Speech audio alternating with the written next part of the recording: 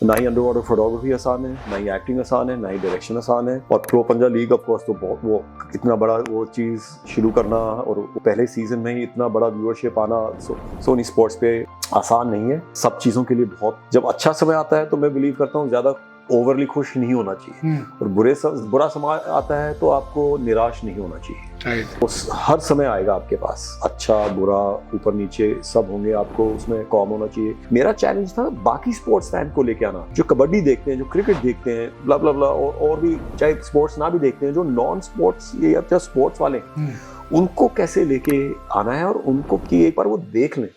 तो ये एक मैटर ऑफ प्राइड भी था मेरे लिए कि जो गेम सालों साल से चला आ रहा है, बहुत ही सालों साल से, उसमें मैंने एक लाके कुछ इनोवेशन किया है जिसकी वजह से लोगों को इसको देखने में और दिलचस्पी आई टीवी पे।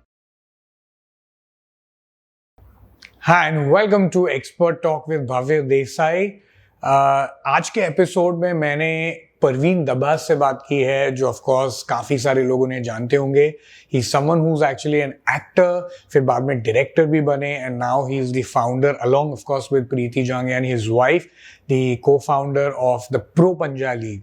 तो ये कॉन्वर्सेशन काफ़ी इंटरेस्टिंग मेरे हिसाब से इसलिए है बिकॉज एक एवेन्यू और एक journey of where he was as an actor, director, even a photographer for that matter, और उससे उन्होंने एंटरप्रेन्योरशिप की जर्नी की है and also socio economic situation से प्रो पंजा लीग अगर आप देखते हैं, बिकॉज इतने सारे लोग ने उसे सराहा है and they've got such beautiful numbers.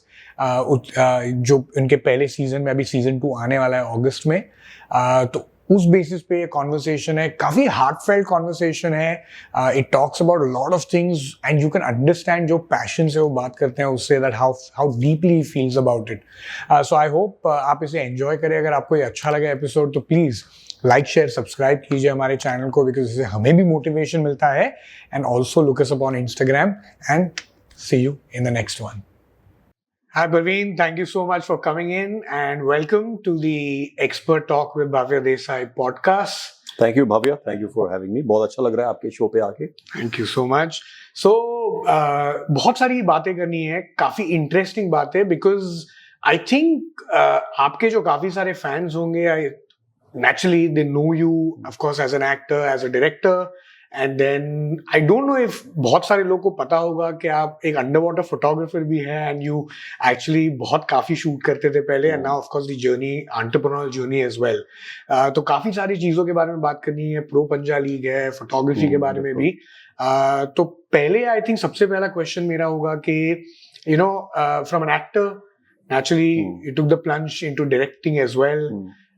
Abhi as an entrepreneur with the launch and the founding of the Pro Panja League, how's that journey been? अगर आप ब्रीफ में वो बता सके तो। जर्नी बहुत ही इंटरेस्टिंग हुआ है और चल रहा है अभी।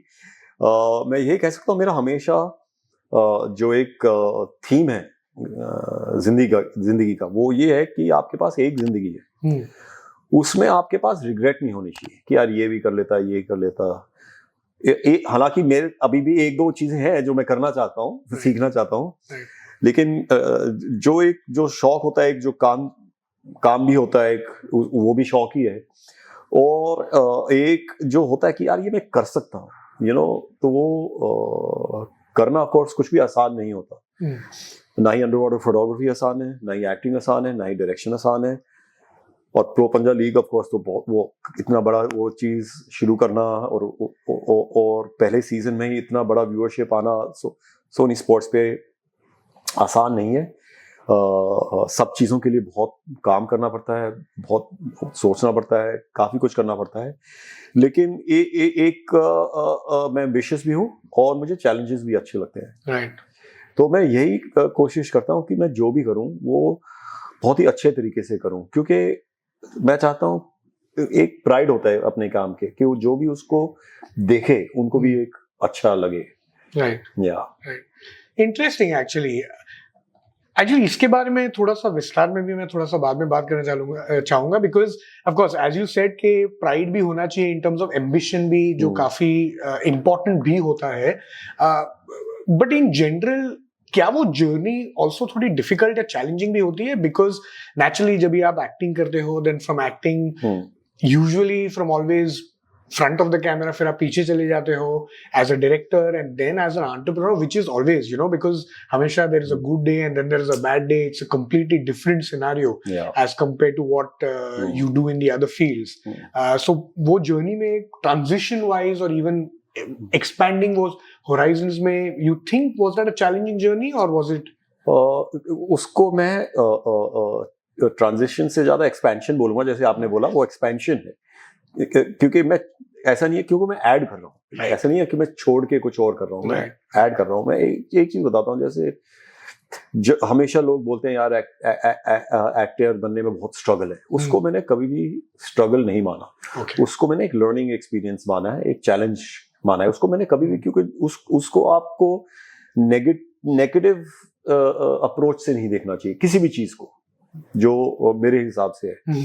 तो अपने एक्टिंग जर्नी में भी, मैं एक्टिंग स्कूल भी गया न्यूयॉर्क. उधर भी कई दिन ऐसे थे जब पैसे बिल्कुल ही खत्म हो जाते थे. तो वो कई बार जब आप जैसे नया घर खरीदो, उस टाइम भी ऐसा होता है आपके पास साल 2 साल के लिए पैसे नहीं होते, क्योंकि आपने सब कुछ उसमें डाला होता है. पैसे आते हैं तो सोफा खरीदते हो, थोड़े और पैसे आते हैं तो कबर्ड खरीदते हो. तो ऐसा होता है. तो वो एंटरप्रेन्योर का जर्नी भी ऐसा ही है. एक यू कैन से प्रोड्यूसर डायरेक्टर का भी जर्नी ऐसा ही है, एक्टर का भी जर्नी ऐसा ही. वो सब जर्नीज वैसे हैं. तो इन चीजों को मैंने कभी भी नेगेटिवली नहीं देखा है. हमेशा एज अ पॉजिटिव देखा है कि आपका एंड रिजल्ट क्या है, उसके ऊपर आप लाइक दे से आई ऑन द प्राइज, तो उसके ऊपर आप नजर बना के रखिए. और आप ये देखिए कि एक तो उसमें लेबर होता है कि कई लोग, और मैं ये बोलना चाहूंगा जो आज का जनरेशन है, मैं ऐसा जनरलाइज नहीं करना चाहूंगा, लेकिन वो काम करने से बहुत हिचकिचाते हैं. वो ये चाहते हैं कि उनको घर बैठे बैठे कोई पैसा भेज दे. तो हम लेकिन अलग उसमें बड़े हुए थे. एक मेहनत, एक लाइक आई सेड, एक हर चीज का एक लेबर होता है कि आपको टाइम डालना पड़ता है. ये नहीं है कि आपने शुरू किया और खुद ब खुद हो जाएगा.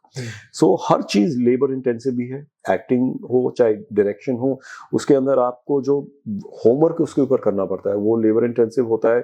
थॉट, रिसर्च वगैरह, ये सब चीजें बहुत ध्यान से करनी पड़ती हैं. सेम चीज आप फिल्म बना रहे होते हैं तो उसके ऊपर बहुत आपको काम करना पड़ता है हर चीज के ऊपर. एंड मैंने हमेशा बिलीव किया है कि God is in the details. And pro Panja league के साथ भी यही था. लीग लॉन्च करने से पहले, प्रॉपर जो फ्रेंचाइज के साथ था, हमने उससे पहले 3-4 साल उसके ऊपर काम किया, अलग अलग टूर्नामेंट्स किए, ताकि हमको भी मालूम हो कि इसको ब्रॉडकास्ट पर कैसे लेके आए. What is the most interesting way of bringing it to broadcast. So तभी वो, जैसे आप बोल रहे थे, इंटरेस्टिंग रहा है. चैलेंजिंग ऑफ कोर्स रहता ही है. इट्स बट जर्नी वही है ना कि आपने वो चैलेंजेस ओवरकम कैसे किए. राइट. और हमेशा यही रहा है कि जो भी चैलेंजेस आपके सामने रहते हैं, आपको हमेशा शांत रहना चाहिए. ओके. क्योंकि उससे घबरा के या कुछ ऐसे, उससे कुछ फायदा नहीं होता. और आपको यही देखना होता है कि कई बार कि जो भी समय आता है, जब अच्छा समय आता है तो मैं बिलीव करता हूँ ज्यादा ओवरली खुश नहीं होना चाहिए. और बुरा समय आता है तो आपको निराश नहीं होना चाहिए. वो हर समय आएगा आपके पास, अच्छा बुरा ऊपर नीचे सब होंगे. आपको उसमें कॉम होना चाहिए. आपको फैमिली के साथ एंजॉय करना चाहिए. सबसे इम्पोर्टेंट मेरे हिसाब से फैमिली होता है. कुछ क्लोज दोस्त होते हैं, उनके साथ एंजॉय करना चाहिए. जो काम है उसको एंजॉय कीजिए, और जो चैलेंजेस हैं उनको फेस कीजिए, उनसे भागो.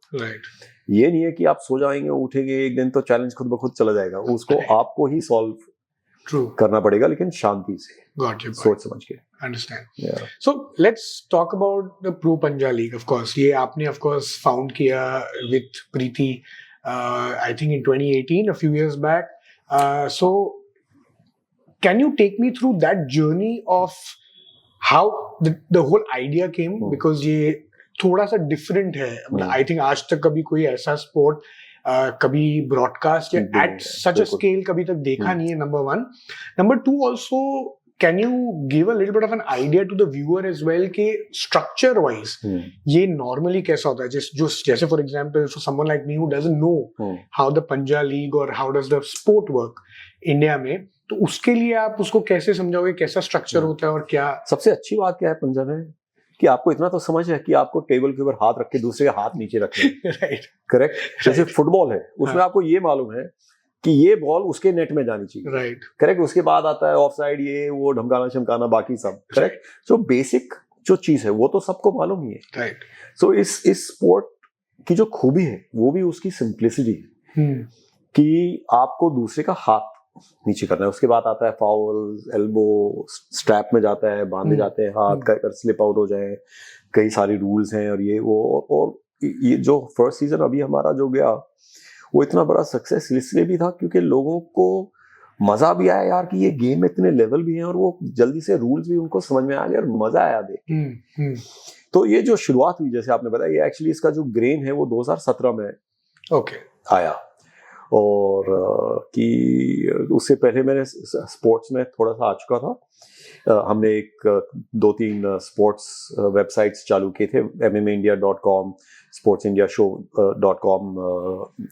स्पोर्ट्स का हमेशा मुझे शौक रहा है, MMA का भी बहुत बड़ा फैन हूँ मैं तो थोड़ा सा मार धाड़ का। और फिर जब मैंने सोचा कि एक प्रमोशन भी कि इसमें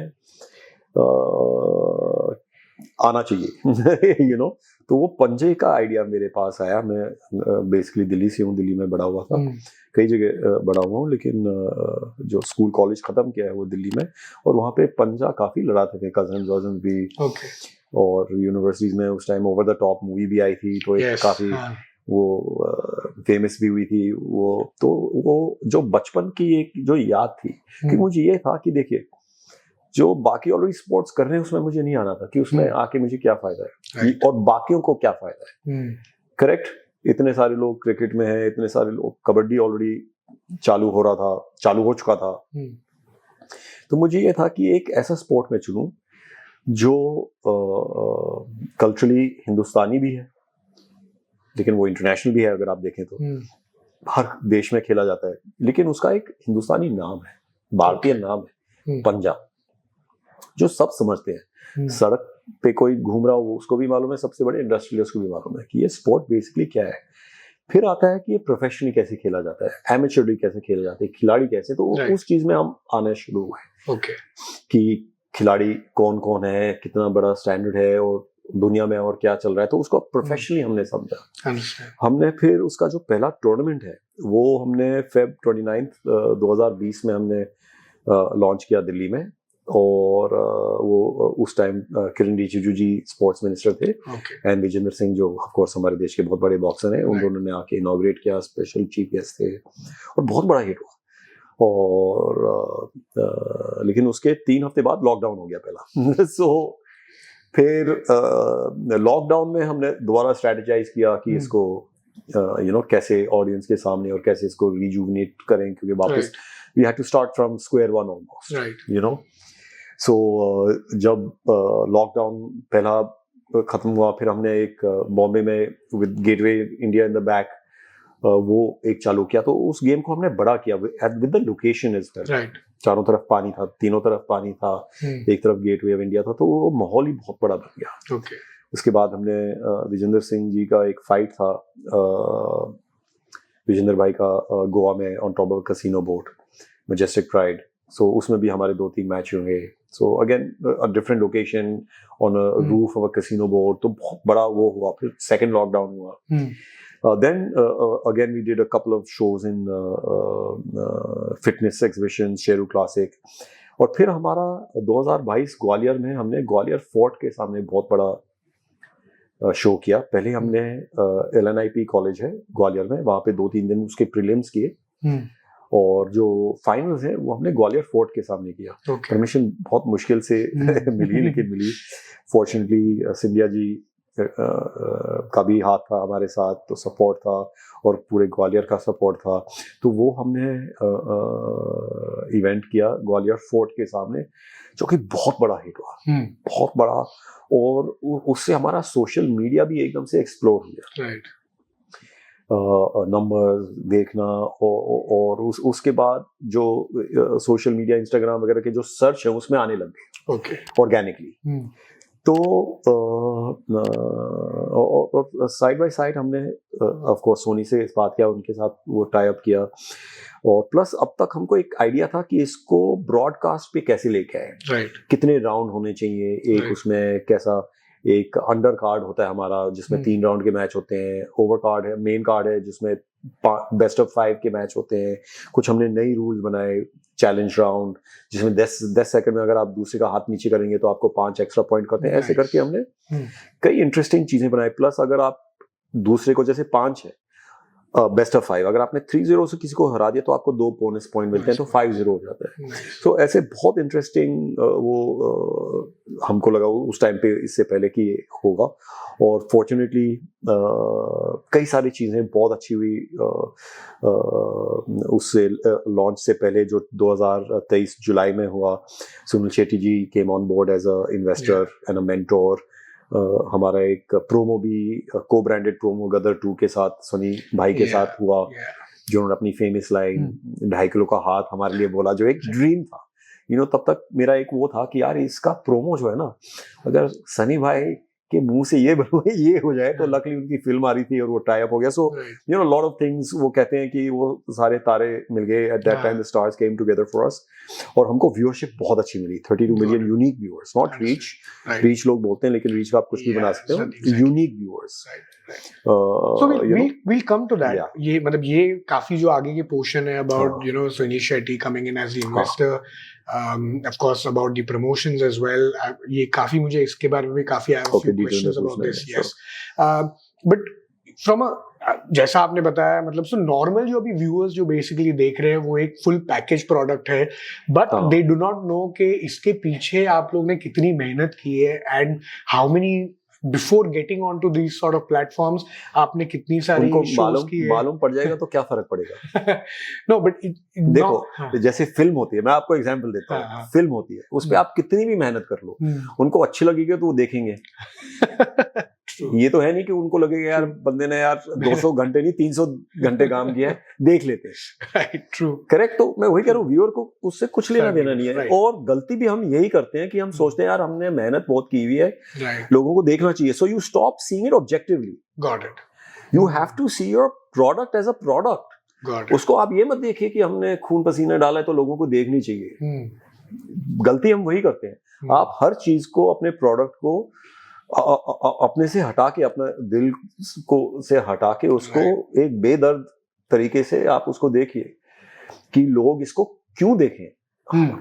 सबसे बड़ी चीज मेरे दिमाग में ये थी कि यार मैं जो मेरा सबसे बड़ा जो कंपेटिटर है वो रिमोट कंट्रोल है, अलग अलग चीजें कहीं भी कोई कुछ भी देख सकता है, तो वो क्यों देखेंगे मेरा शो। सो हमेशा मेरे दिमाग में जब हम उसको स्कल्प कर रहे थे यही था कि without being desperate, see because when you become desperate फिर आप अनशंट करना शुरू कर देते हैं लोगों को रखने के लिए।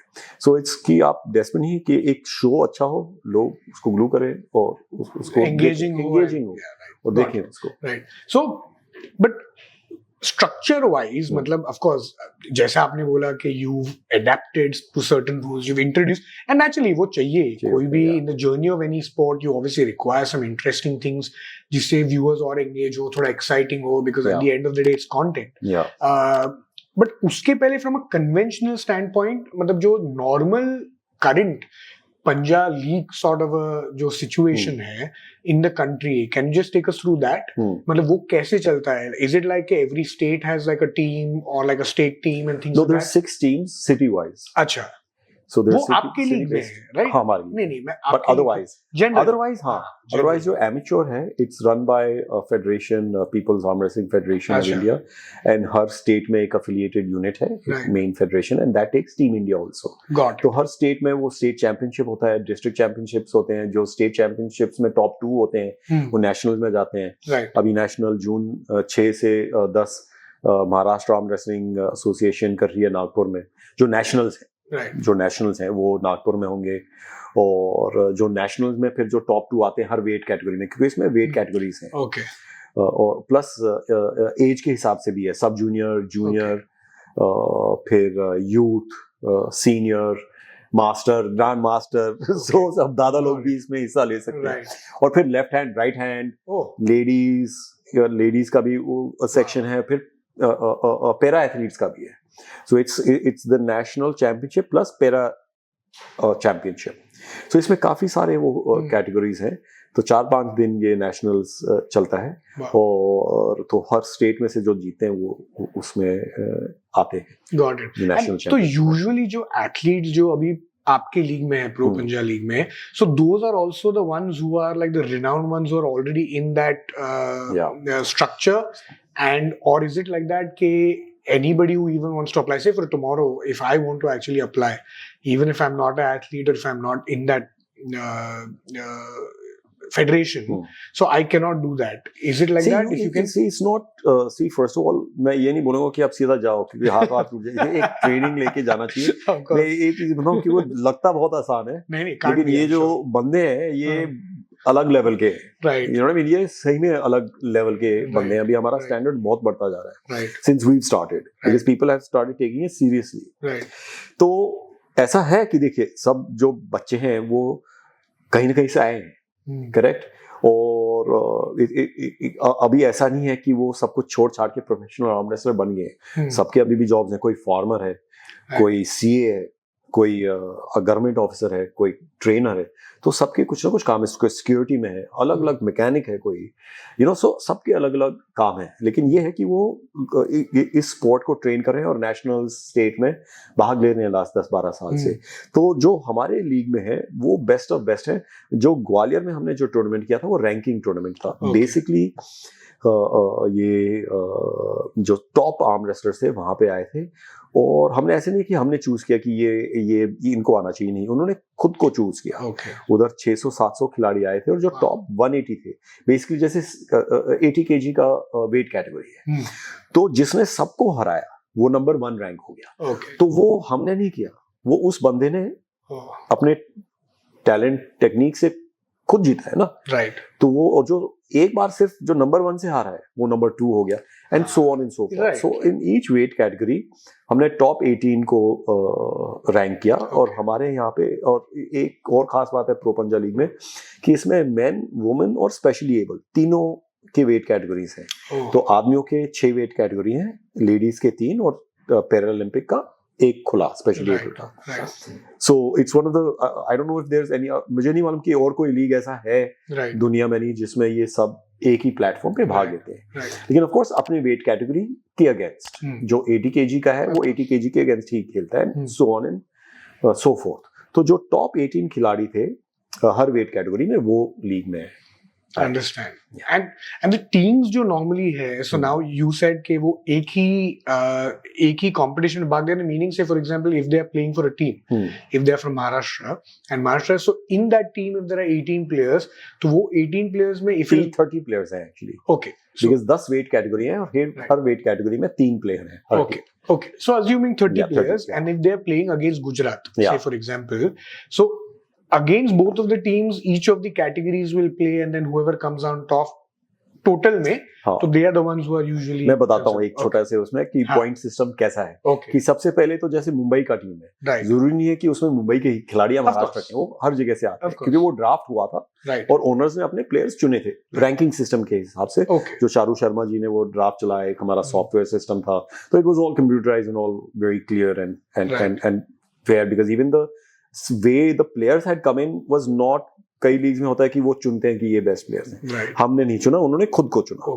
तो वो सबने वो क्या है, जैसे एक मैच है, आप लगा लीजिए मुंबई और हैदराबाद के बीच में, पहले एक अंडर कार्ड होता है जिसमें 3 मैच होते हैं, और वो मैच चुने जाते हैं। मुंबई एक अपना बंदा चुनता है, उस की सबसे मैच नंबर 1 में आप लगा लो मुंबई ने चुना कि हम ये वाला बंदा 80 kg में डालेंगे। उसके अगेंस्ट हैदराबाद को किसी को सामने डालना पड़ता है। नंबर 2 मैच में हैदराबाद चुनता है कि लगा लो 90 kg में हम किसी को आगे डालेंगे, उसके अगेंस्ट मुंबई को अपना कोई 90 kg वाला डालना पड़ता है। और जो तीसरा मैच है वो हम फिक्स करते हैं दोनों के सहमति से, कि ताकि थोड़ा और इवन मैच भी हो, हमको ये लगता है। तो जब दोनों सहमत है तो वो मैच फिक्स होता है। ऐसा वो तीसरा मैच। तो अंडर कार्ड में 3 मैच हो गए और मेन कार्ड में 5 मैच होते हैं। 5 मैच नहीं होते, उसमें भी 3 मैच होते हैं, लेकिन वो होता बेस्ट ऑफ 5 है। जो अंडर कार्ड है वो बेस्ट ऑफ 3 है, और उसको जीतने का उनको 1 पॉइंट मिलता है, चाहे आप 2-0 से जीते या 2-1 से जीते, एक ही पॉइंट मिलता है अंडर कार्ड में। और अंडर कार्ड जो है वो सिर्फ OTT पे आता है। फिर जो मेन कार्ड है वो ब्रॉडकास्ट लाइव टीवी पे आता है, वो बेस्ट ऑफ 5 है। वो भी दोनों के बीच में 3 मैच होता है। सेम तरीके से हम चुनते हैं, एक वो चुनता है, एक वो चुने जाते हैं। इसमें लेकिन क्या है, जो पॉइंट बेस्ट ऑफ 5 है, इसमें पॉइंट सिस्टम हर राउंड का 1 पॉइंट मिलता है। तो अगर आप 3-2 से हारे भी हैं तो फिर भी आप 2 पॉइंट्स आगे लेके जा रहे हैं।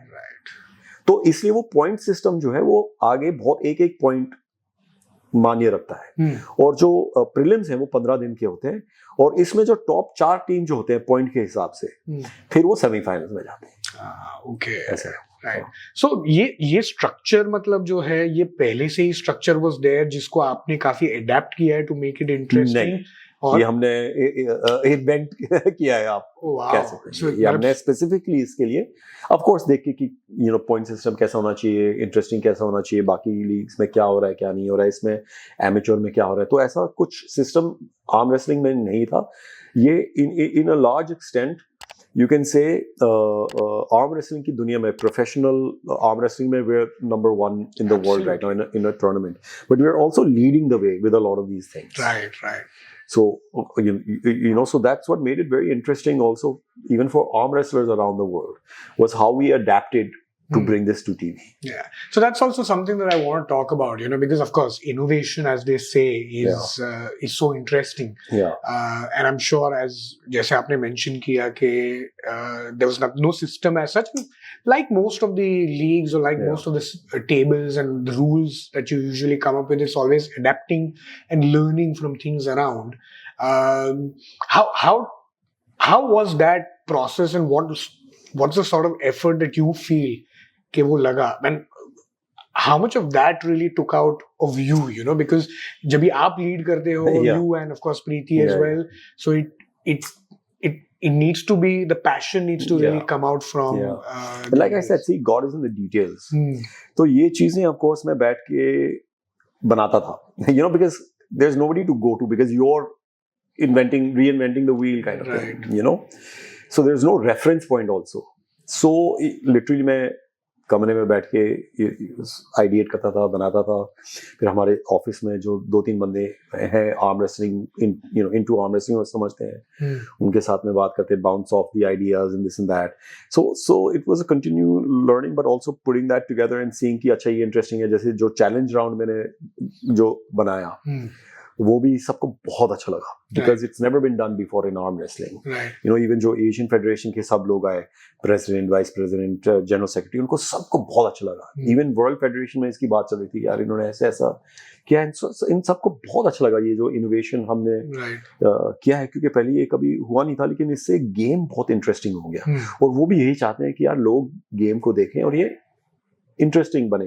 तो ये एक मैटर ऑफ प्राइड भी था मेरे लिए कि जो गेम सालों साल से चला आ रहा है, बहुत ही सालों साल से, उसमें मैंने एक लाके कुछ इनोवेशन किया है, जिसकी वजह से लोगों को इसको देखने में और दिलचस्पी आई टीवी पे। क्योंकि टीवी पे क्या है, आर्म रेसलिंग फैंस नहीं है, क्योंकि आर्म रेसलिंग फैंस की जो एक्चुअल कम्युनिटी थी वो बहुत छोटी थी। और मैं यही बोलता था सबको कि हम जो है वो क्योंकि आर्म रेसलिंग फैंस का कुछ ऐसा नहीं था कि यार कि फुटबॉल जो है वो लोग इंग्लिश प्रीमियर भी देखते हैं, ये भी देखते हैं, वो भी देखते हैं, तो वो फैंस ऑलरेडी कम्युनिटी बनी हुई है जिनको आप खींच के लेके आ रहे हो। लेकिन यहाँ पे कोई ऐसा जो कम्युनिटी था जो देखते थे सोशल मीडिया वगैरह पे, वो बहुत छोटा था। तो मेरा जो चैलेंज था वो उनको लाना नहीं था, मुझे मालूम था ये तो आएंगे ही आएंगे।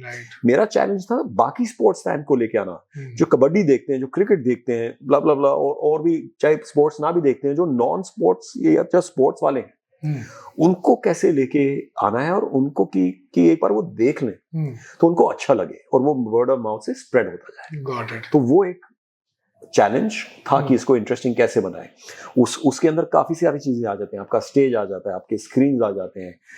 एथलीट्स को भी हम तब से यही ट्रेनिंग दे रहे थे कि सिर्फ it's not just about winning but how you win. उसको एंटरटेनिंग, आप एक एंटरटेनर भी हो, जो आपका वॉकआउट है उसको इंटरेस्टिंग कैसे बनाना है विदाउट देखिए हमने ये सबको बताया कि सबका कैरेक्टर अलग है। हम ये नहीं बोल रहे कि सब चलाते हुए आए, लेकिन आप एक्सप्रेस कीजिए खुल के, ये स्टेज आपका है। हमने उनको ये दिखाया कि आपने किसी से डरना नहीं। और एक उनको भी जो 3-4 साल का हमारा भी जो एक पाथ था, उसमें उनको भी एक ट्रेनिंग मिली है।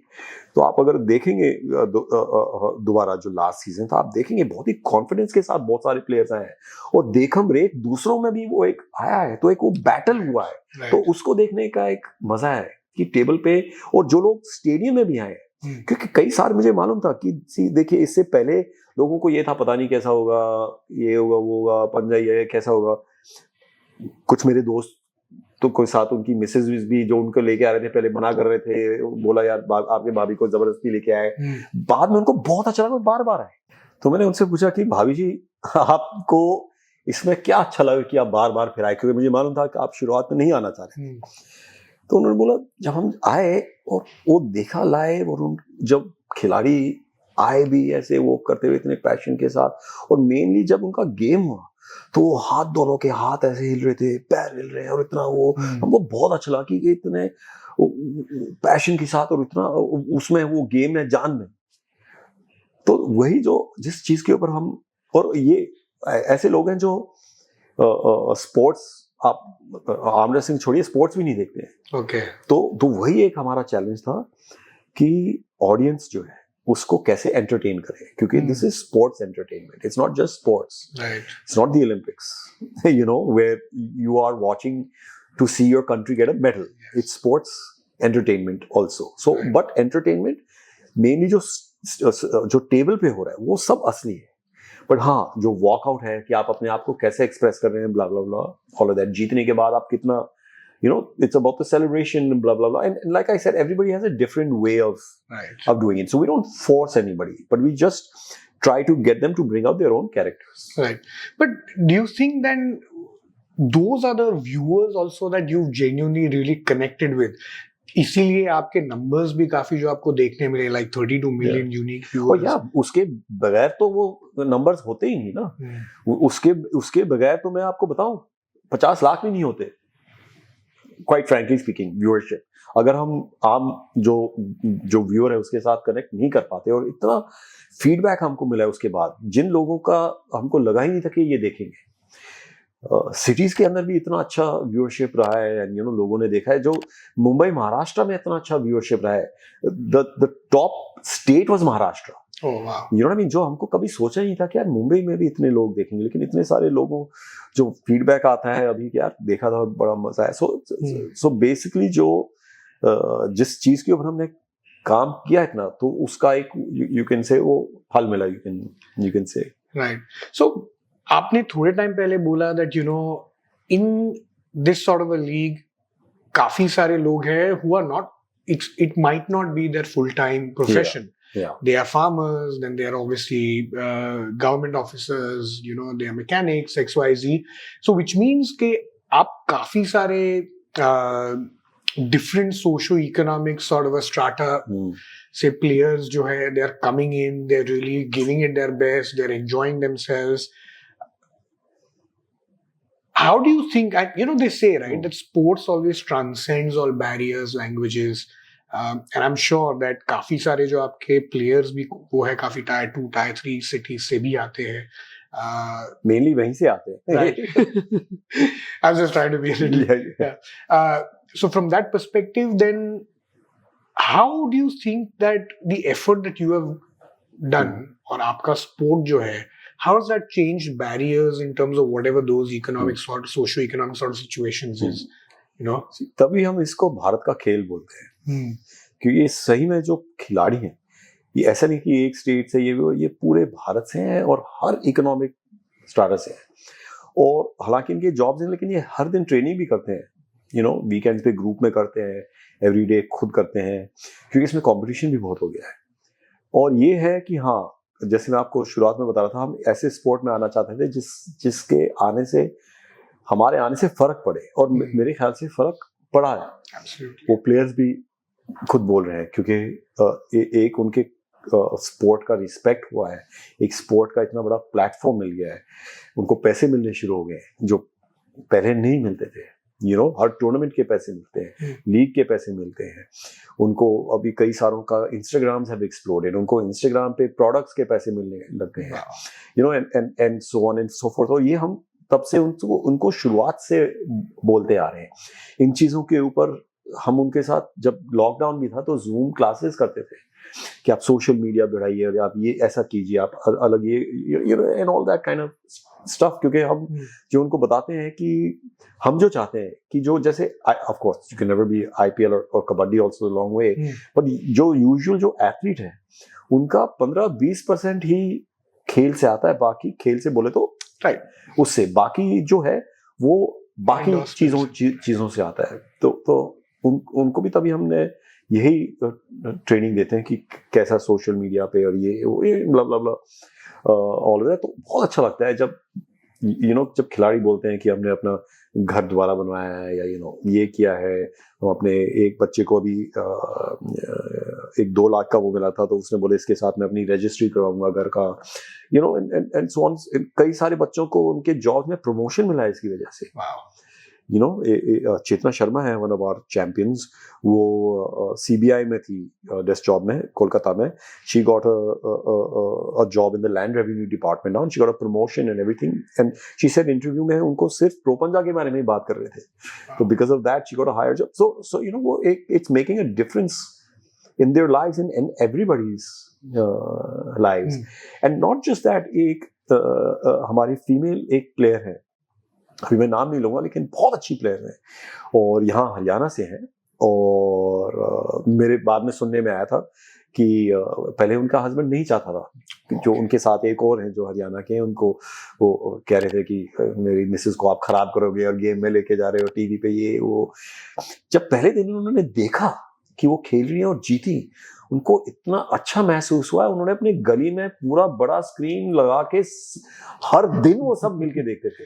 राइट, तो उसमें भी बहुत फर्क पड़ा है जेंडर इक्वालिटी में एक। और जब स्पेशली एबल्ड जब बच्चे आते हैं स्टेज पे तो इतनी तालियां बजती हैं, उनको इतना अच्छा लगता है कि जहां पे उनको आप देखो प्रोफेशनल तो आप भूल ही जाइए, अलग से एक वो कि कहीं भी उनको मौका मिले, उनको सेम प्लेटफॉर्म पे एक वो मिल रहा है, तो हमको बहुत अच्छा लगता है कि उन they are feeling so much pride, the fact that they are getting the same जो नंबर 1 रैंक है, चाहे आदमी हो औरत हो या स्पेशली एबल्ड हो, उनको सब सेम अमाउंट मिलता है।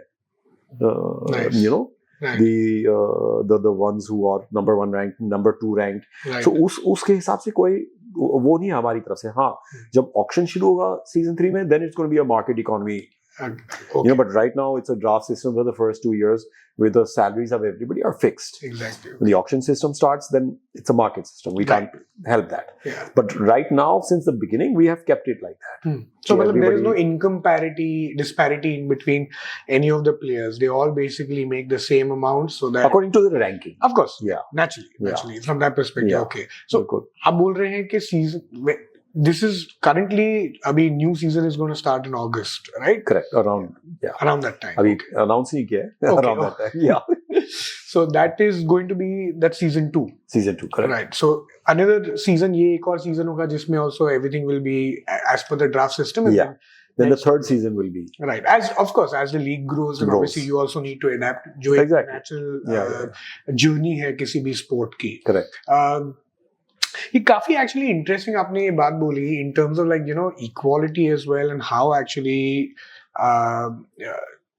Things are changing in the minds of the people. How does that feel, मतलब from a personal perspective I am sure that आपको काफी सारे अप्रिसिएशंस आते होंगे, and then how do you feel when you actually see that you made a difference in people's life, especially when they are coming as a tier 2 या tier 3 cities से जहाँ पे शायद opportunity इतनी ज्यादा नहीं हो जो आपको शायद tier 1 city में मिले।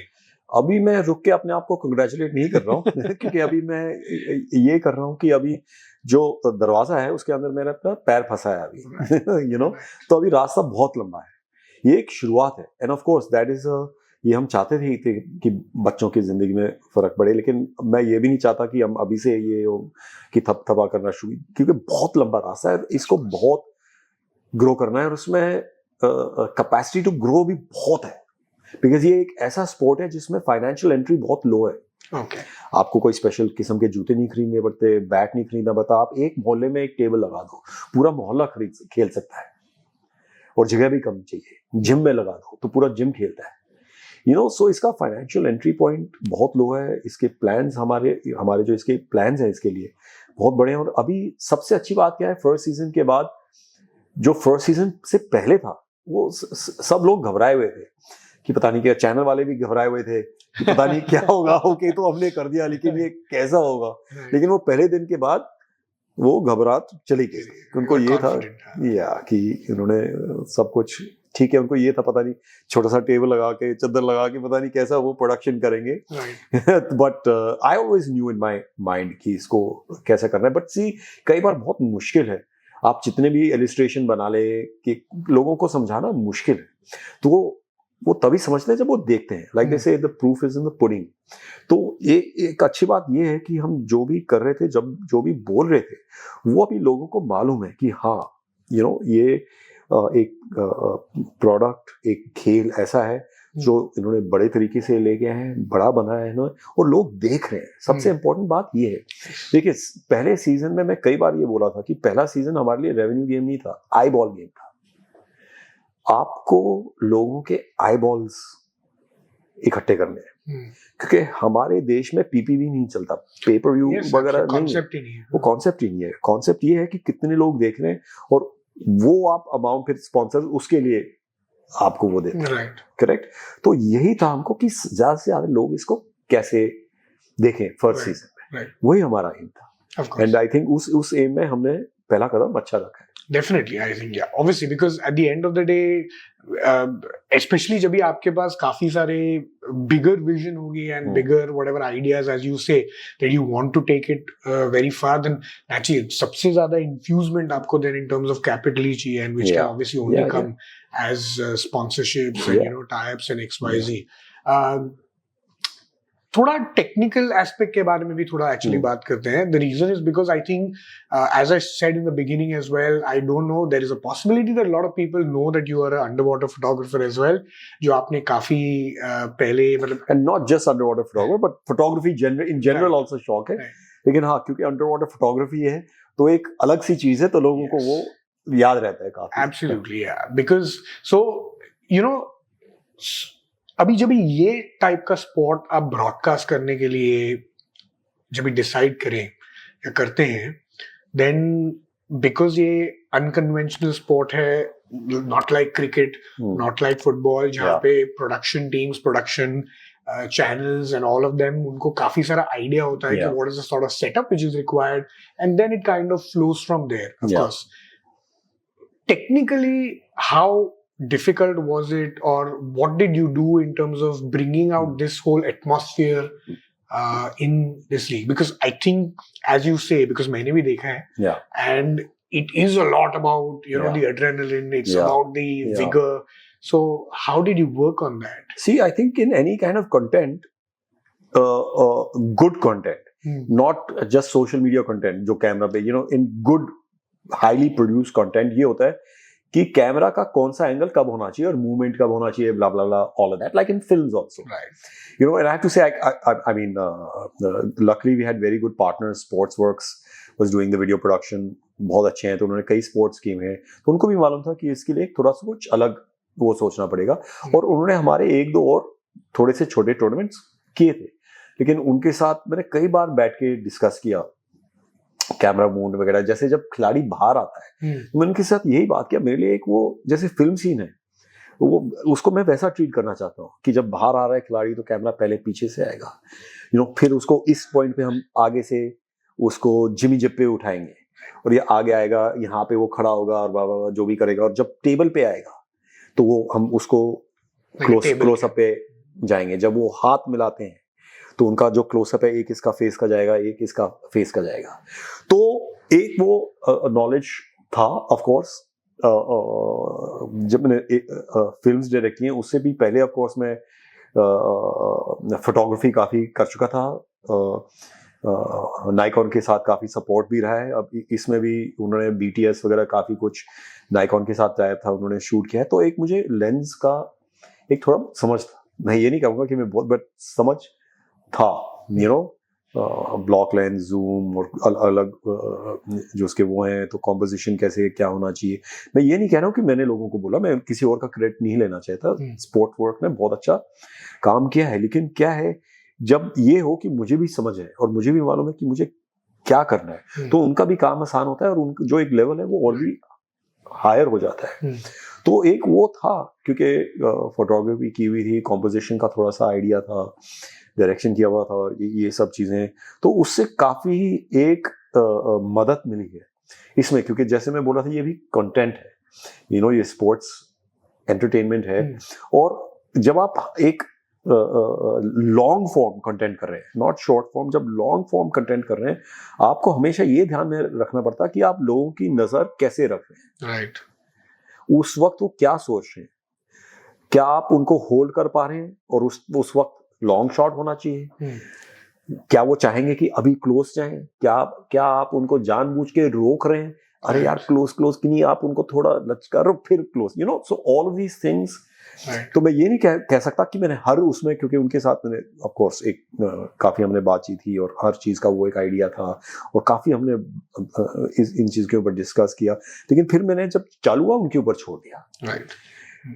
And I think they did a very good job, and of course this season we're going to be even better, क्योंकि ये जो स्पोर्ट है, जैसे हम कह रहे थे, इस हिसाब से कभी शूट नहीं हुआ है 11-12 कैमरा के साथ, in this way कभी भी शूट नहीं हुआ है, so it was a new thing for everybody, but like I said, we were very clear on how we wanted to by the time we got to do it, even with the commentators in fact, क्योंकि इसकी commentary किसी ने की नहीं है। We had one specialist commentator, you can say specialist isn't, जो sports कर चुके थे सार्थक, he's done a lot of sports for Sony, also a lot of channels, और एक जो arm wrestling world से थे, जो technical commentator थे, Pradeep, and he has his own YouTube channel and he does very well, and तो उनको technical वो मालूम था, so इनका भी प्रैक्टिस जो है वो 2-3 महीने पहले से हमने करना शुरू किया।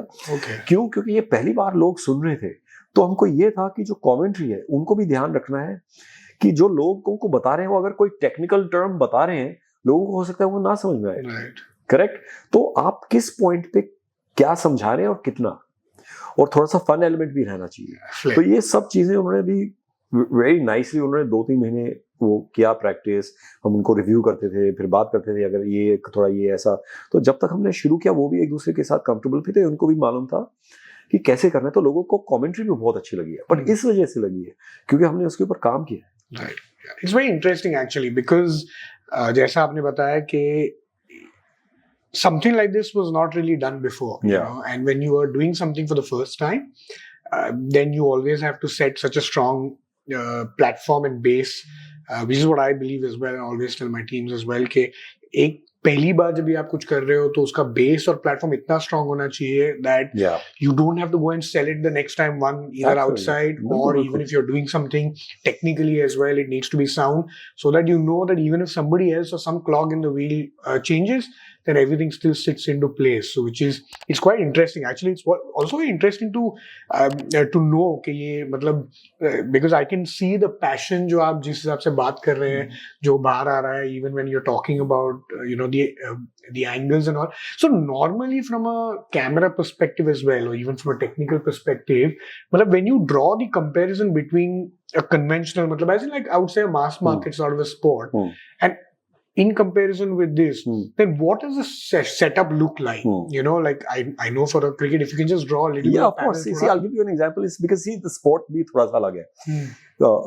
क्रिकेट में क्या है, या कबड्डी में भी हमेशा मूवमेंट रहता है, right. जैसे स्पेशली क्रिकेट में कोई ना बॉल इधर जा रही है उधर जा रही है, so always following that movement. Spider cam होता है काफी बड़ा, which is different, which is always running. Here the thing is, people are coming, but then the movement is on the table only. You are static. So आप crowd को भी involve करें, जो usually एक स्पोर्ट्स में होता है, crowd के भी shots and all of that, but इसमें जो मूवमेंट है is coming to the stage and then it's on the stage and then you are showing the reactions जो उनके टीममेट्स हैं ऑडियंस में, और फिर एक्शन के बाद, एक्शन के दौरान you are there only, because in other sports the action is always moving, football में it's always moving, right? But here it's a little more static. You have to make it more exciting. You have to make it more exciting because it's a little more just there. So फिर उसके बाद जब कोई जीतता है, फिर एक थोड़ा सा एक्सप्लोजन होता है उसकी खुशी का, ये so a little wider, and then again reactions and this and that. So here यहाँ पे जो है वो एक थोड़ा सा जो एक्चुअल जो स्पोर्ट है वो कंटेन्ड है उधर, लेकिन बाकी चीजें में भी मूवमेंट जो आ रहे हैं, क्योंकि हमारे जो स्पोर्ट है वो वॉक ऑन से चालू हो जाता है, right. You know what I mean? The sport starts itself with the walk on, because it's also ये mental game भी है. अगर बंदा हारा हुआ नजर आएगा बाहर आते हुए, तो वो ऑलरेडी आधा गेम हार चुका है. Right. You know what I mean? So इसलिए वो इतने कॉन्फिडेंटली बाहर आते हैं and all of that. So it's all of that also. But like I was saying, तो हमारे यहाँ पे हमको स्पाइडर कैम की जरूरत नहीं है, because वो इतना movement नहीं है. But हाँ, Jimmy Jib for the larger movement and coming from far into close and all of that. And then 2 very special close-up cameras and then a slow motion cameras. Okay. Yes, especially क्योंकि जो कई बार वो चक करके वो कई बार बहुत उसमें वो चला जाता है, तो लोगों को देखना होता है कि यार हुआ क्या इतनी जल्दी. तो वो स्लो मोशन में कई बार नजर आता है, और फिर उसमें मजा भी आता है. फिर वो तभी इस स्पोर्ट के लिए वो अलग एक हमने वो बनाया. और नाउ दे आल्सो नो कि दिस इज द मूवमेंट. तो during the first season also the production team also learned a lot every day. So I have to give it to them. They were also on top of it every day कि उसको और अच्छा कैसे बना सकते हैं, अच्छा यहाँ से, you know, and all those kind of things. Yeah. Now, let's shift a little bit towards, of course, you know, from a player's perspective. Yeah. How, I mean, okay, what is the India में सबसे ज्यादा players जो usually आते हैं ये sport में, वो कहाँ से आते हैं? If you can give me an idea. आप बिलीव नहीं करो, चलो मैं आपको 3 चांस देता हूँ, आप बता दो. ओके. पहला साउथ. नहीं, आप स्टेट बोलो ना. State. I am thinking may be Delhi. Okay, नहीं, दूसरा chance. I am gonna go a little central, थोड़ा भी मे बी यूपी और एमपी. चलो इसको मैं एक मानता हूँ, हालांकि आपने 2 चीजें, एक लास्ट चांस आपको दिया. I don't know. Maharashtra? No, I don't think. Kerala. Really? Yeah. Wow. हमारे 40% ऑलमोस्ट 30 to 40% जो प्लेयर, क्योंकि दे रैंक देमसेल्व्स, तो Kerala is number 1 right now, the number 1 state with the talent in the athletes. काफी सारे हमारे जो चैंपियन भी हैं वो केरला से आते हैं. Of course it's spread out, but काफी सारे केरला से आते हैं. Then of course it's your Assam, Madhya Pradesh, Karnataka, also Delhi, Punjab, Haryana, of course Uttar Pradesh, Gujarat, you know, so all the states you know participate. But अभी जो मैक्सिमम यू कैन से जो नंबर 1 जो स्टेट है वो केरला है in terms of giving you know. Why? क्यों आपको ऐसा क्यों लगता है? Why do you think so? The state is also involved there. वहाँ पे गवर्नमेंट सपोर्ट भी है, एंड एथलीट्स भी बहुत अच्छे हैं, तो उनके काफी सारे हर सिटी में क्लब्स हैं, ये वो प्रैक्टिस है काफी सारा. तो एक स्टैंडर्ड उन्होंने बनाया है काफी सालों से. वहाँ का जो एसोसिएशन भी है वो भी बहुत अच्छा है, जो एसोसिएशन भी चलाते हैं जोजी अलूर जी. तो एक अच्छा उन्होंने वो सिस्टम बहुत अच्छा बनाया हुआ है. But do you feel then के बाकी के काफी सारे जैसे दूसरे स्टेट्स हैं, ऑफ कोर्स जैसा आपने बोला था in the beginning that there is a federation which under which all of this comes, then थोड़ा फ्रेगमेंटेड भी है in terms of like the structure that a lot of the states can usually might have. जैसे for example Kerala, because it's better structured, more streamlined, तो काफी सारे facilities, काफी सारे opportunities, and that's why probably 40% आए, and the other places can do a little bit more work. I think they're really coming up now. Okay. Especially since we've come on the scene. तो सबको एक ये है कि कोई भी पीछे नहीं रहना चाहता. राइट तो हर जगह एक जहाँ पे 50 लोग आते थे वहां पे 500 आते हैं. तो जहाँ पे भी अभी टूर्नामेंट होता है वहां पे बहुत भीड़ लगी होती है, वो बंद करनी पड़ती है एंट्री. ऐसा हाल होता है. तो हर जगह बहुत एक्साइटमेंट है. हर जगह के स्टेट्स के प्लेयर्स आगे बढ़ रहे हैं. जहाँ पे थोड़ा सा कम भी था वहां पे भी बहुत, और जहाँ पे भी हम कोई भी टूर्नामेंट करते हैं वहां पे बहुत एक्साइटमेंट होता है. और वहाँ का जो एक जो एंट्री लेवल एंड अदरवाइज भी एक जो स्टैंडर्ड है वो उड़ जाता है. काफी सारे प्लेयर्स आते हैं. तो हर स्टेट में अभी बहुत सारा एक्साइटमेंट है. तो अच्छा है क्योंकि कंपटीशन ज्यादा बढ़ना चाहिए. जब स्टेट्स के बीच में भी कंपटीशन बढ़ता है तो अच्छी बात है फॉर द गेम कि आर्म रेसलिंग का गेम आगे बढ़ेगा, क्योंकि वो कंपटीशन के साथ ही स्टैंडर्ड ग्रो करता है. Understand. What is the level of, क्या ट्रेनिंग एक प्लेयर यूजुअली करता है to actually be a top athlete in this sport? इसमें बहुत ही स्पेसिफिक ट्रेनिंग करना पड़ता है। एक स्ट्रेंथ ट्रेनिंग तो है ही जो वो करते ही हैं, लेकिन एक प्रोनेशन है जो, क्योंकि मेनली रिस्ट का मूवमेंट है, उसका ट्रेनिंग है काफ़ी सारा। और इसमें जो टेक्निक है, हुक है, और एक टॉप रोल है, hook is and top role, तो उसकी वो अलग से ट्रेनिंग करते हैं बैंड्स वगैरह के साथ। So there is a lot of specific exercises जो बच्चे करते रहते हैं। एक रिस्ट का जो वो वेट उठाते हैं, काफी सारा वेट डाल के dumbbell. So there is a lot of different exercises जो उनको स्पेसिफिकली करना पड़ता है। उनको भी देखना पड़ता है हमारे वीक पॉइंट क्या है, उसके ऊपर वो काम करते हैं। So there is quite a few specific exercises. Have you ever tried your hand at school college में? अभी मैं इनके साथ तो कभी नहीं लड़ाऊंगा। मुझे अपने हाथ तोड़वाने का कोई शौक नहीं है कि ये बंदे सही में नेक्स्ट। बट होता है ऐसा, टेबल पे आके फोटो खिंचवा लेता हूँ बस, वहां तक ठीक है। But does it happen like that कि रिस्ट भी टूटती है? नहीं, if you know what you are doing, that's why जो नया बंदा है उसको मैं यही बोलूंगा, पहले आप 1 साल ट्रेनिंग करो। हीरो बन के, खलीफा बन के टेबल पे, अरे मैं आपने वीडियो देख ली 2-3 तो आपको लगता है कि आप स्टार बन जाएंगे, ऐसा नहीं है। आपको ट्रेनिंग करनी पड़ती है 1-1.5 साल कम से कम। जो मसल है उनको, वो स्पेसिफिक मसल्स को डेवलप करना पड़ता है ट्रेनिंग के साथ। ये वो फिर आप किसी क्लब को ज्वाइन करके बाकी आर्म रेसलर्स के साथ, उनके साथ ट्रेनिंग कीजिए, to know learn the technique and blah blah blah, and तभी उसके बाद आप टेबल पे कंपटीशन में Understand. Right. But and जैसे पहले भी आई थिंक थोड़ा सा आपने बताया था, but from a journey like for me से फॉर एग्जांपल, और एनीवन, एनी प्रोफेशनल एथलीट जिसको इसमें आना है, या someone who is willing to do so, how do they get there? They say for example, if I'm from Bombay and if I'm a professional athlete, तो मैं मतलब first I need to join some club, train, and then I apply to you guys? No, you see, you have to join a club and all, because otherwise you won't. आप अकेले तो training नहीं कर सकते ना, अकेले तो अच्छे नहीं हो सकते। आप किसी क्लब या डिस्ट्रिक्ट या स्टेट के थ्रू ही आएंगे, क्योंकि तभी आपको पता चलेगा कि आप अच्छे हैं या नहीं। Right, okay. तो and we are always, we hold a lot of the smaller tournaments, we go to a lot of tournaments. तो हम टैलेंट वहां से भी उठाते हैं। अपना हमने रैंकिंग टूर्नामेंट किया है मेन, वहां से, जैसे मैंने बताया, मेन बच्चे वहीं से आए हैं। So there is a lot of these places, and जो बच्चे शुरू करते हैं उनको रास्ता मिल ही जाता है। हमको उनको डायरेक्ट करते हैं। जैसे अगर किसी का कहीं से भी आता है, तो जो पास में क्लब है हमको वहां पे भेज देते हैं कि आप ट्रेनिंग शुरू करो वहां पे। और अगर वो बोलते हैं कि नहीं, हम तो कर रहे हैं ऑलरेडी, तो हम बोलते हैं फिर आप टूर्नामेंट में आके आप हिस्सा लीजिए, and if you come in the top somewhere, then फिर आप हमारे नजर में आओगे। Obviously, लेकिन सिर्फ बोलने से काम नहीं चलेगा। So basically, it is not like a journey where anyone can just apply and then get in. It's more of where जो talent develop or job. It is a job in a way, but also, but the thing is on what basis, हम किस basis पे को बंदे को जज करें। Right. Table पे किसी को हराएगा तभी हम जज कर सकते हैं ना। Right. तो फिर वो जो, और डायरेक्टली तो हम बड़े टूर्नामेंट में नहीं ले सकते। तो जो स्मॉलर टूर्नामेंट्स हैं उसमें उनको हिस्सा लेके, चाहे स्टेट चैंपियनशिप हो वगैरह, और स्टेट में भी जीतेगा तभी नेशनल में आएगा ना।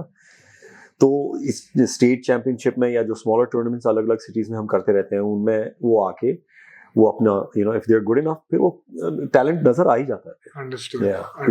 It's very simple. आप टेबल पे आके बाकियों को हराइए तो फिर आप खुद ब खुद नजर आओगे। Understood. So Parveen, then next question is के अगर कोई प्रोफेशनल को या किसी भी आम इंसान को भी, और एनीवन, अगर उसको आपके लीग में जुड़ना है, तो can you just tell us कि वो स्टेप बाय स्टेप कैसा प्रोसेस हो सकता है? सबसे पहले अगर वो प्रोफेशनल है तो ऑलरेडी हमारे वहां वो जानता होगा, लेकिन हाँ, चाहे जो भी है, अगर वो आना चाहते हैं तो सबसे पहले उनको स्टेट चैंपियनशिप में खेलना पड़ेगा। डिस्ट्रिक्ट चैंपियनशिप खेल सकते हैं जिससे वो स्टेट में आएंगे, या हमारे भी प्रो पंजा लीग के टूर्नामेंट्स होते रहते हैं अराउंड द कंट्री, उसमें हिस्सा ले सकते हैं। जब स्टेट में जीतते हैं या फिर इन टूर्नामेंट्स में जीतते हैं, फिर वो हमारे नज़र में आते हैं। ऑफ कोर्स अभी ऑलरेडी हमने जो इस सीजन, लास्ट सीजन और इस सीजन के लिए ऑलरेडी प्लेयर्स चुने हुए, जगह बनती रहती है इधर उधर कभी छोटी मोटी, उसके लिए हम प्लेयर्स को वो देखते हैं। फिर जैसे टीम जब एशियन चैंपियनशिप भी होता है, वर्ल्ड भी होता है, उधर भी कौन कैसा कर रहा है वो भी हम कंसिडर करते हैं। तो बेसिकली मैं यही कहूँगा प्लेयर्स को जो इंटरेस्टेड है प्रो पंजाब लीग को ज्वाइन करने में, क्योंकि हमारे पास हज़ारों मैसेज और ईमेल आते रहते हैं इस चीज़ के लिए।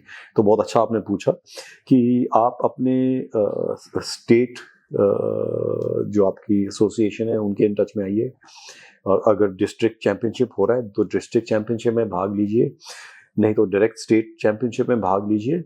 अगर वहाँ पे आपका कोई आता है कुछ पोजीशन, आपको खुद पता चल जाएगा। या फिर हमारे जो स्टेट टूर्नामेंट्स हैं, स्टेट जो हमारे प्रोफेशनल टूर्नामेंट्स होते रहते हैं अक्रॉस द कंट्री, उसमें आप भाग लीजिए। और जो अगले साल सेकंड सीजन के बाद हमारा दोबारा रैंकिंग टूर्नामेंट होगा, जो थर्ड सीजन से पहले वो हम रैंकिंग टूर्नामेंट दोबारा करने वाले हैं। तो उसमें फिर आप आके हिस्सा ले सकते हैं।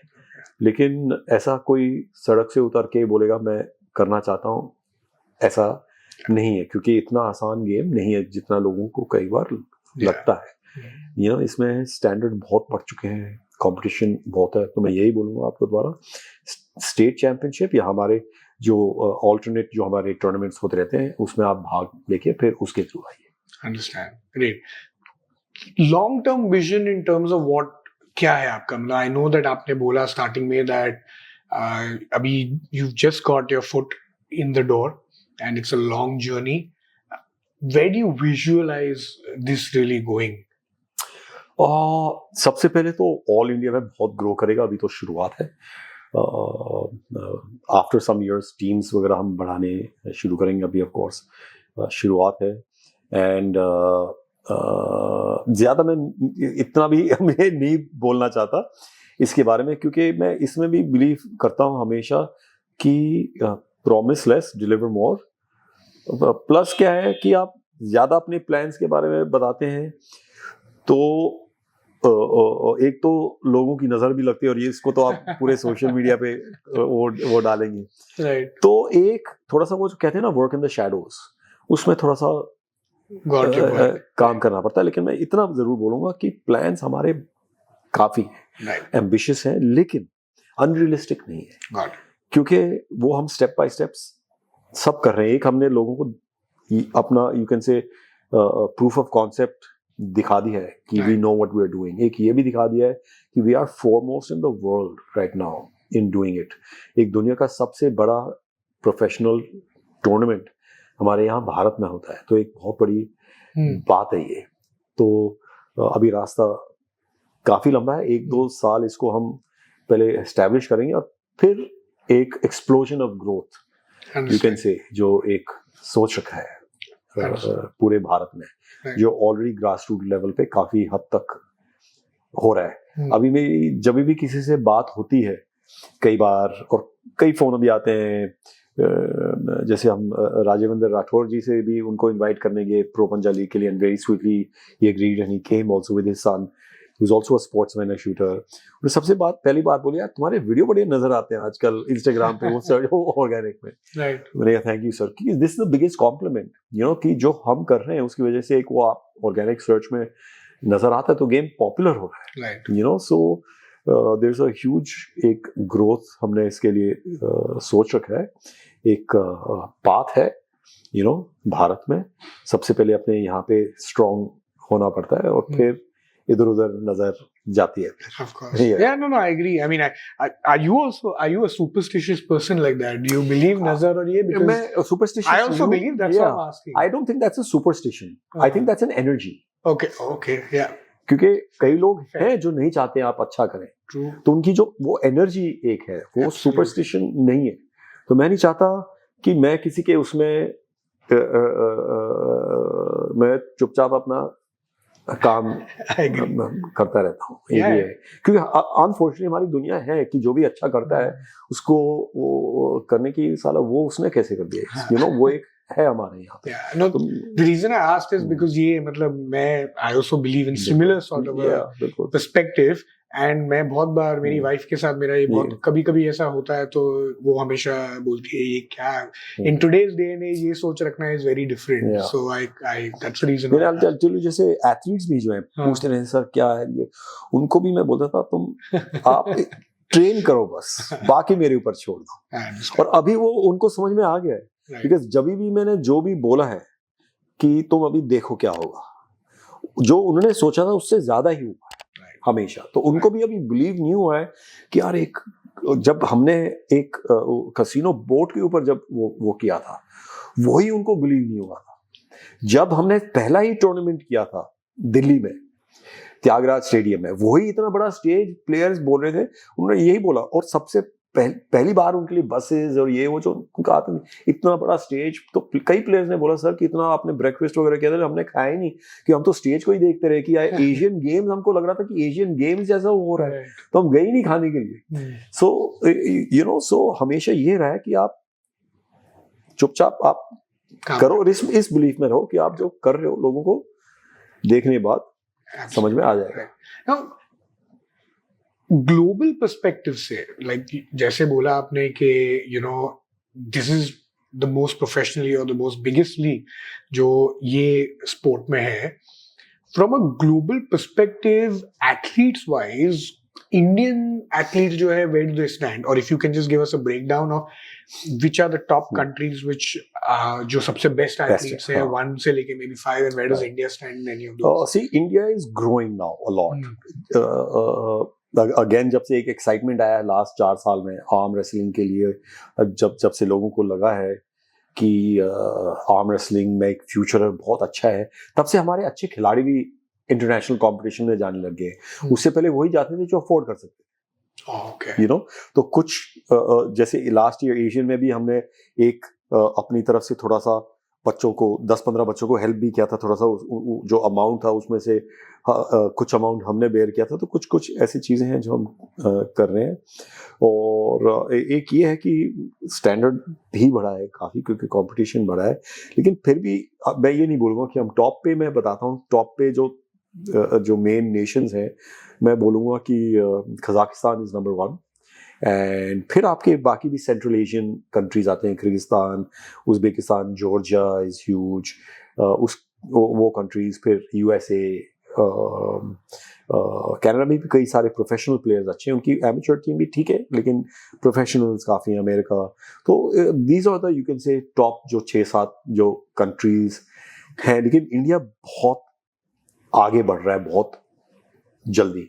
नए बच्चे, लास्ट ईयर एक बच्चा है वर्ल्ड अलमाटी कजाकिस्तान में ही हुआ था, जिसमें हमारा 15 साल का बच्चा है अब्बास राना, वो उसने 2 गोल्ड जीते, लेफ्ट एंड राइट हैंड दोनों में। So there is a lot of talent which is really coming up. और एशियन और वर्ल्ड फेडरेशन भी इस चीज को नोटिस कर चुका है कि बहुत बड़ा बदलाव आया है आर्म रेसलिंग में। उन्होंने यही बोला कि जो स्लीपिंग जायंट है वो उठ चुका है। उन्होंने ये बात लास्ट मीटिंग में अपने उसमें भाषा में बोला है कि जो इंडिया है स्लीपिंग जायंट था अभी तक, अभी वो उठ चुका है। उनको मालूम है, क्योंकि वो आके देख चुके हैं हम किस स्तर पे, प्रोडक्शन लेवल पे हम काम कर रहे हैं। और उन्होंने ये भी देखा है कि पहली बार इतने सारे लोग पर्सनली इन्वॉल्व भी हैं बच्चों के साथ, कि हर चीज का ध्यान रखा जा रहा है। तो एक एथलीट्स को भी एक कॉन्फिडेंस आता है। एक छोटी सी चीज है, जैसे उनके लिए हम स्नैक्स, एनर्जी ड्रिंक्स, फ्रूट वगैरह हमेशा रखते हैं।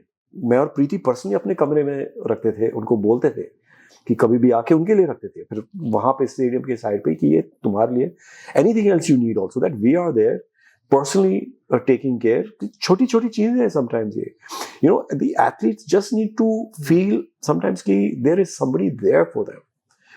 And I have seen, Preeti ने खुद खड़े होके रजिस्ट्रेशंस करवाते हैं कई बार जल्दी, ताकि हमारे एथलीट्स को ज्यादा वेट ना करना पड़े। So the athletes or they have a new sense of confidence that there is somebody there who takes care of them, and जो वर्ल्ड और एशियन में भी है, एक नया कॉन्फिडेंस, एक नया रिस्पेक्ट आया इंडियन एथलीट्स के लिए। तो उसकी वजह से जो वो एक पॉजिटिव माइंडसेट के साथ जा रहे हैं। वो सिर्फ खेलने के लिए नहीं जा रहे हैं अभी, वो जीतने के लिए जा रहे हैं। मैं यही बोलता हूँ सबको कि आप भाग लेने के लिए मत आओ, आप जीतने के लिए आओ। Don't come with the mindset कि आप छुट्टी पे आ रहे हो बाहर फॉरेन ट्रिप पे। नहीं, don't waste anybody's money, don't waste your money. You train और आप जीतने के लिए आओ।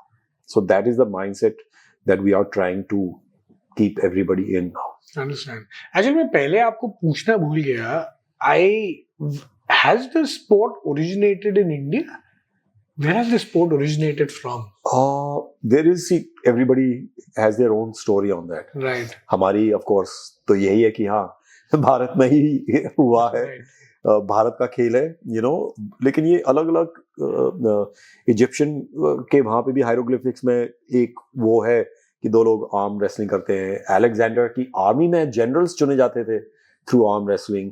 तो इसका बहुत एक एंशिएंट स्पोर्ट है, one of the oldest sports in the world. And इसका इंडिया में भी बहुत ही पुराना यू कैन से एक कल्चर और वो एक है, इसके रूट्स जो है वो इंडिया में ही है.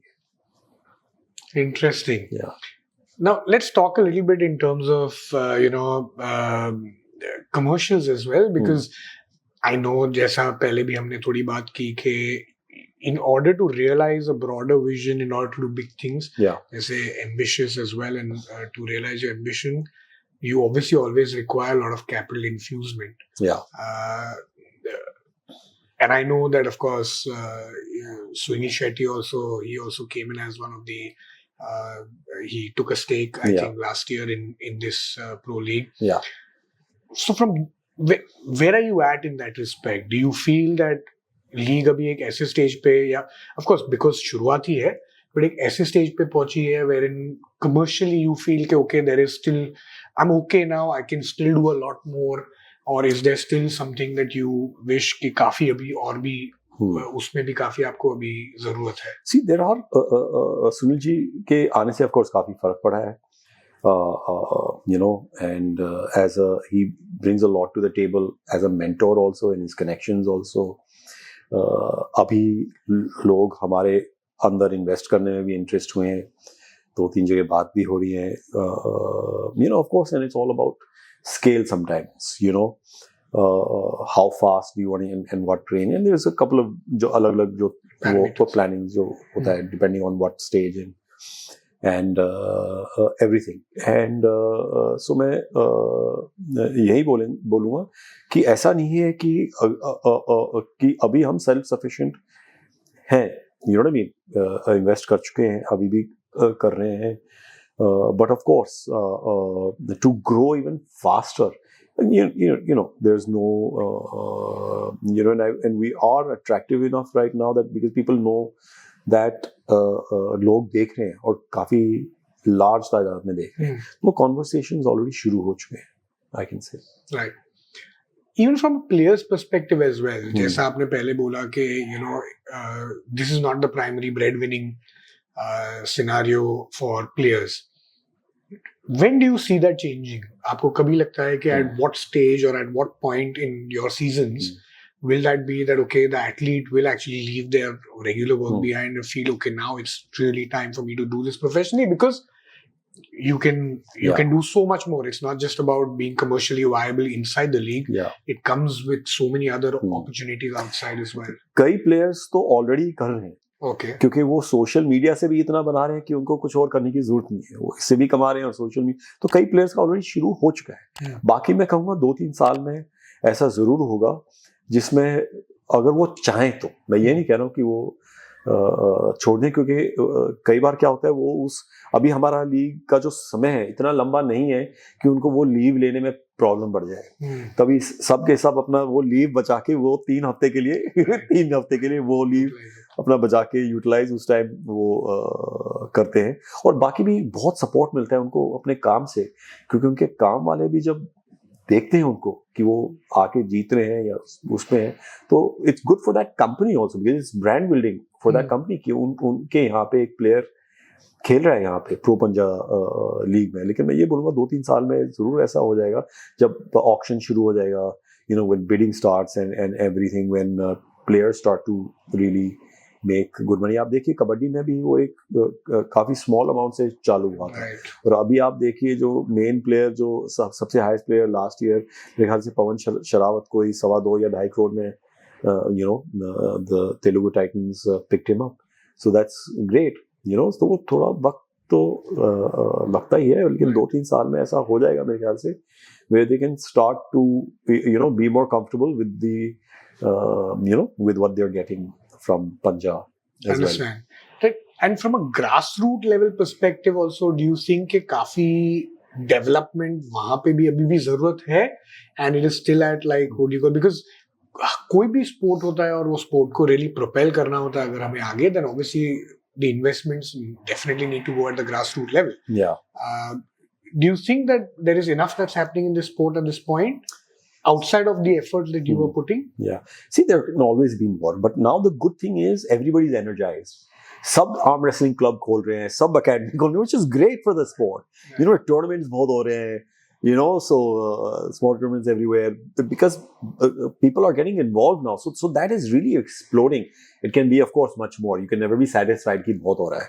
You know, हमेशा यही चाहते हैं कि और हो, लेकिन वो एक काफी बड़ा ग्राउंड स्वेल आया है जहाँ पे कहीं ना कहीं कुछ टूर्नामेंट हो रहा है, क्लब्स खुल रहे हैं, अलग अलग चीजें कर रहे हैं, ट्रेनिंग हो रही है और बच्चे आने शुरू हो गए, तो एक वो काफी अच्छा ग्राउंड स्वेल चालू हो गया and we gonna of course keep it going and grow it as much as possible and grow it in newer states also. Of course काफी सारे स्टेट्स हैं जहाँ पे बहुत स्ट्रांग हो चुका है, कुछ स्टेट्स हैं और जहाँ पे जैसे एक जगह हम कश्मीर, अभी जम्मू कश्मीर में हम we want to grow into it even more. वहाँ पे बहुत सारे बच्चे हमको पूछते रहते हैं, वहाँ पे अभी हमारा एफिलिएटेड यूनिट नहीं है स्टेट में, तो वहाँ पे we're going to get a affiliated unit, we're going to grow the sport there also. So हर जगह एक ये है, सिक्किम में we were in touch with somebody, you know, so all of these states, there are some states where we want to grow even more and it's great कि हर state में craze आ चुका है और बच्चे आना चाहते हैं, you know, आर्म रेसलिंग में एंड प्रो पंजा लीग में, क्योंकि उनके लिए जो पिनिकल है वो प्रो पंजा लीग ही है. So you know, अच्छा लगता है, but the growth we know where we want to go, but you keep changing your plans also, you know, based on the situation and what you find out and information. But लेकिन of course कई states हैं जहाँ हम grow करना चाहते हैं. Understand. Great. How is it? I mean, of course, ये league जो है ये आपने naturally with your better half ये co-found की है. Is there a clear strategic division in terms of what each of you do and bring to the table? Yes, yeah, absolutely. You know, उसके बगैर से if you're stepping on each other's toes, फिर वो मुश्किल पड़ जाता है. Right. You know, especially since you know we're married to each other also, तो एक काफी वो clear है. Preeti you know handles a lot of the things in terms of talking to people and this and that, and you know, which she's good at, and I look at the technical aspects and the ideation and the ground production, the video production, so all of the technical kind of stuff and the ideation of the league itself and the players. Understand. And everything else Preeti is more involved in, you know, talking to the sponsors. It's not like I'm not involved or she's not involved in this, but that is kind of the thing where she's, you know, better at dealing with people and talking, you know, with the other, you know, that side of it, and I'm a little better with the actual, you know, creation of the thing and you know. How is it working with a partner in real life also here? Because you know, you काफी सारे लोग बोलते हैं कि you know, it's a little more of a personal sort of a question. Yeah. काफी लोग usually बोलते हैं कि it's not always to be in the best scenario where you work with your late partners, because sometimes you cannot separate the personal and the professional life. You know, how's that? Generally, I would say yes. Generally, I would not tell anybody. Generally, I would say, that's a bad idea. But I think me and Preeti have a pretty good understanding at what we're both good at. And of course, ऐसा नहीं है कि वो नहीं होता है कुछ, you know, that's normal. But उस हिसाब से we've got a pretty good understanding कि this is what you're good at, and you know, this is what I'm good at. So you know, it's and we've settled now into a groove, kind of, you can say, where हमको मालूम है कि you know what kind of thing the other is handling, you know. Right. So we don't allow काम और उसको घर को थोड़ा सा अलग ही वो रखते हैं. She usually goes home a little earlier, and you know, but we keep these things kind of, you know, or it's ऐसा नहीं है कि ऑफिस में हम घर की बात नहीं करते हैं या घर में ऑफिस की बात नहीं होती है, Right. बट वो मेंटली थोड़ा सा वो है, Right. वो हम नेचुरली ही हो जाता है Right. थोड़ा सा, so I would say it's been a pretty good working relationship. Yeah, like that, and you have to, I think, complement each other. True. And I think Very important. main चीज यही होता है कि you have to be जो आपकी specialities हैं वो थोड़े अलग होनी चाहिए. अगर सेम होते फिर प्रॉब्लम होता है. Right. अगर हम दोनों ही सोचते कि हम दोनों ही वो हैं, हम दोनों ही रूल्स बनाएंगे, so but the good thing is she is good at other stuff and I'm good at other Right. stuff, and we both Complement agree each other in terms of. to that. Right. Yeah, Great. yeah. Great. Thank you so much, Praveen, for doing this. It was very interesting chat. Thanks. काफी- Same here. Yeah, it's good chatting. काफी actually ये sport जो है उसको काफी internally and from a very close point of view से Yeah, देखने मिला एंड इवन समझने मिला. yeah. So that one, then also आपकी जो जर्नी है from of course from the different experiences that you've brought and then how you've expanded now into these things. Thanks. That was quite So interesting. I just want to say one thing. मैं and में एक चीज बोलना चाहूंगा कि लोगों को नहीं लगना चाहिए मेरे बोलने से कि बहुत आसान है. हाँ. कि ये नहीं होना चाहिए कि 100 लोग पैसे गवा दें मेरी वजह से कि परवीन को देखा था उसमें और उसको यार बड़ा अच्छा लगा, आसान लग रहा था, हम भी लीग चालू करते हैं. ऐसा नहीं है. Right. It is one of the hardest things to ever do. And किसी ने मुझे एक एडवाइस बताया था, किसी ने जो लीग में इन्वॉल्व है, और वो उन्होंने मुझे समझाया कि जब उनसे, क्योंकि उनका अभी काफी सक्सेसफुल है, मैं अभी नाम नहीं लेना चाहता क्योंकि वो परमिशन नहीं है कि मैं वो वाली बात बोलूं, लेकिन उन्होंने बताया था कि देखिए जब कोई बोलता है तो मैं बोलता हूं उनको यार मत करो, इसमें मत फंसो. तो लोग बोलते हैं यार तूने तो पैसा अभी हमको मना क्यों कर रहे हो. तो वो ऐसा समझाते हैं कि अगर मैं एक सड़क के थ्रू जा रहा हूँ, वो उबड़ खाबड़ है यार, पता नहीं कैसे मुश्किल से गाड़ी निकल जाए और ये वो, और बड़े बच के मैं निकल जाऊँ, तो जो पीछे आ रहे हो मैं इसको ये थोड़ी बोलूंगा कि आ जाओ, उसको मैं यही बोलूंगा यार रास्ता खराब है, यहाँ से मत आओ. Right. बड़ी मुश्किल से जान बचाते हुए मैं आया हूँ. तो ये मुझे बहुत अच्छा एग्जाम्पल लगा और ये सच है.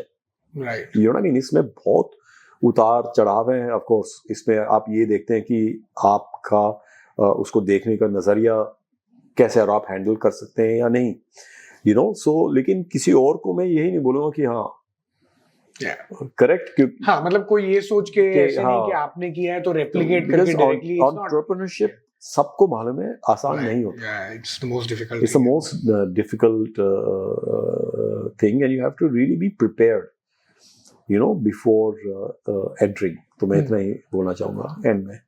Understand. Great. Yeah. Thank you so much, Praveen. Thanks. Yeah. Always pleasure talking to you. Hope you had fun. Absolutely, I did. और मैंने पहले भी बोल रखा है, जो भव्य है वो अपना, मैं इसको दारू वाला शो बोलूंगा, दारू शो करता रहता है, उस पे जरूर इनवाइट करना है. साथ में कोई नया लॉन्च है उसको ट्राई करके उसको रिव्यू करना है. Absolutely, will do. We'll definitely do that. Absolutely. Thank you so much.